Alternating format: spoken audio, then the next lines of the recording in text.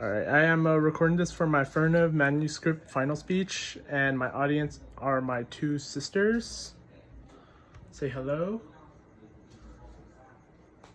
All right, I will now begin. Climate change, a widely discussed topic that no government can fully agree on a plan to make a real change, but despite our government's reluctant stance on it, it's a real problem. We face a climate change as the weather around us is changing and affecting us now. Understanding the effects on global warming and how we produce gases that contribute to global warming, such as methane from the beef industry, can help us find ways to reduce its emissions. Reducing emissions can lessen the effects of global warming and its drastic changes to the world resulting from it. According to the Food and Agriculture Organization of the United Nations, last updated in 2020, the total emissions from global livestock accounted for 14.5% of all anthropogenic GHG emissions. These emissions then trap more heat when they rise into our atmosphere, increasing global warming levels around the world and the world we live in. This increase in temperature will cause a chain of events in which temperature will begin to rise worldwide and affect the world around us, such as polar ice caps melting and the rise in water levels in our oceans. My thesis for this speech is the United States Department of Agriculture, the USDA, should limit beef production to curb methane release and its harmful effects on climate. First, I would like to talk about what methane is and how it's produced in the agricultural industry. Then I'll discuss its excessive production in the farming industry. And finally, I will look at the ideas people have tested and implemented to try and curb the amount of methane produced.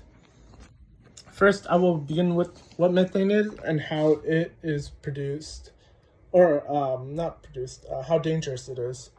What is methane? Well, according to the Climate and Clean Air Association or Coalition, last update in 2017, methane is a powerful greenhouse gas emitted by human activities such as leakage from natural gas systems and rising of livestock, as well as natural sources such as wetlands. People seem to underestimate how potent methane is and how it differs from fossil fuels. According to the New York Times, Elizabeth Rosenthal, she states that methane traps heat 25 times more effective than carbon dioxide. While it may be 25 times more effective than in trapping heat, we often see CO2 as more of a threat than methane gas. But we should be more worried about methane, as it before it says 25% or 25 times more effective in trapping heat. Due to all the fossil fuels we use day in and day out, such as gasoline for our cars and planes, we don't see methane as a huge threat compared to fossil fuels. But it is trapping more heat when it rises into the atmosphere.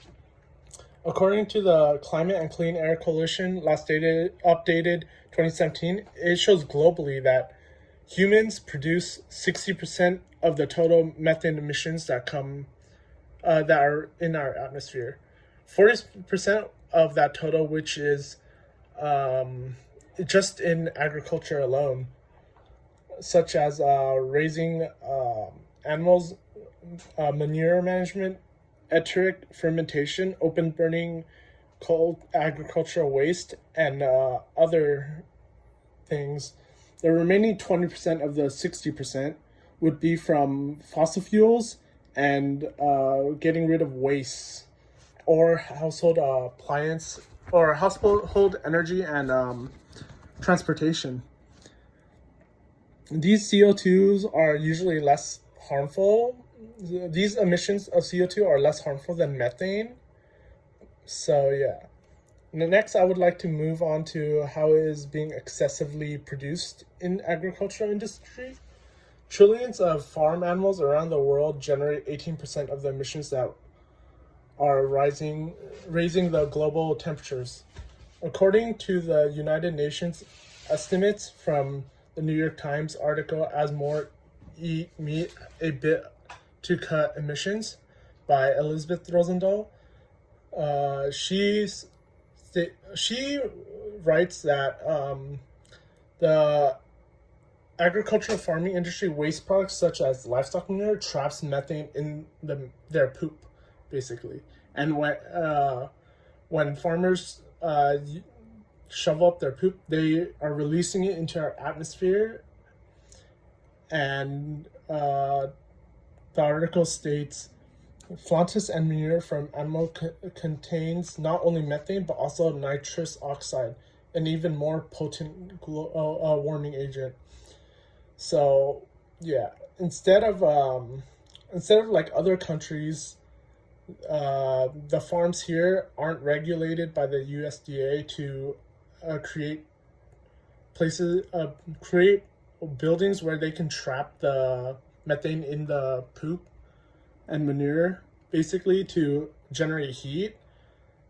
So our farms are just letting the manure's methane emissions just go out into our atmosphere instead of like other countries where they're generating energy using the methane gas. The next thing I would like to say is the largest contributor to agricultural emissions seems to be from cow burps. So according to the New York Times' Leslie Kaufman, she writes in an article with a research professor from University of California, Davis, that a single cow can produce 200 to 400 pounds of methane a year. That is the size of 3 to 4 average weight of a human. This is an astronomical amount, considering that we dedicate 1.8 acres per cow, per land to a cow. Although this issue of methane release in the past wasn't as prevalent as it is today, it is a very big issue today, as we are seeing changes in our environment, especially in global warming. Lastly, I would like to discuss some solutions that people have tested to help alleviate methane production.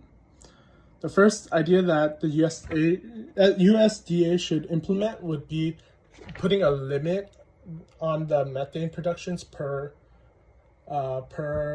farm, and this implementation of a limit cap would help alleviate some of the pressure of methane production, as people can now keep track of how much the farms are producing per farm, and this would keep them in track and help those farms that don't produce as much methane. Another one would be feeding seaweed to them, as an article, The Real Problem of Beef by Aaron E. Carroll.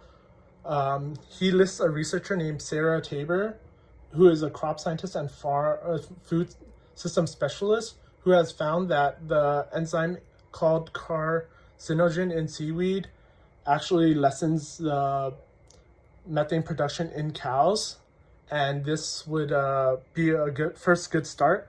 Although we would need an area for the seaweed farm around the size of Manhattan, it would be relatively easy as seaweed grows quickly. Now that I have listed my 3 points, I would now like to conclude this. First, I have explained what methane is and why it is dangerous. Then I have explained how methane is produced in the agriculture industry. And finally, I have discussed some of the solutions to help alleviate some of the methane emissions being produced in agriculture. I propose the USDA, the United States Department of Agriculture, should curb methane productions from livestock, especially beef, to lessen the effects of global warming and climate change. As we continue to live on this earth, the abuse we put into Mother Nature and the effects of global warming will only come back to bite us in the end if we don't care for it.